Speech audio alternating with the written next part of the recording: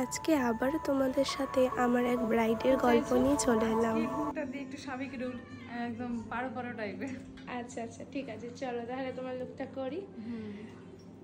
প্রথমেই শুনে নিলে তো আমার ব্রাইডের কীরকম ডিমান্ড, তো সেই ডিমান্ড অনুযায়ী আমি তার কাজটা শুরু করি। আর আমি সবসময় চেষ্টা করি আমার প্রত্যেকটা ব্রাইডকে তার মনের মতো একটি লুক, তার স্পেশালিটি উপহার দিতে। আমার কাজটা তো অবশ্যই স্পেশাল, কিন্তু আমার কাছে প্রত্যেকটা ব্রাইডের যে মনের ইচ্ছে সেটা আমার কাছে তার থেকেও বেশি স্পেশাল। তো তাদের ড্রিম লুকটা পূরণ করার দায়িত্ব কিন্তু পুরোপুরি আমার।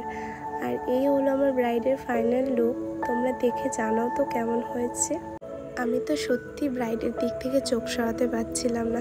সামনে থেকে যেন পুরো লক্ষ্মী ঠাকুরের মতো লাগছিল। আর কাজের শেষে যখন ব্রাইডের মুখে এইরকম হাসি দেখতে পাই, তখন যে কি ভালো লাগে সেটা হয়তো মুখে বলে প্রকাশ করার মতো না।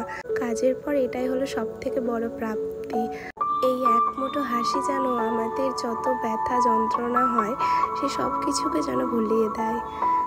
ব্রাইডের পরে ছিল আমার কিছু পার্টি মেকআপ, আর সেই পার্টি মেকআপগুলো তোমাদের সাথে শেয়ার করলাম। আর শেষে কিছু ছিল আমার ম্যাচিওর স্কিন মেকআপ। সেই ম্যাচিওর স্কিন মেকআপগুলো কেমন হয়েছে তোমরা অবশ্যই আমাকে জানিও। আর আমার কাছে যারা সাজতে চাইছো তারা অবশ্যই দেরি না করে নিজেদের স্পেশাল ডেটগুলো বুক করে নাও। আমার লোকেশন বুকিং, স্টুডিও বুকিং দুটোই অ্যাভেলেবেল। তো চলো আজকের মতো টাটা।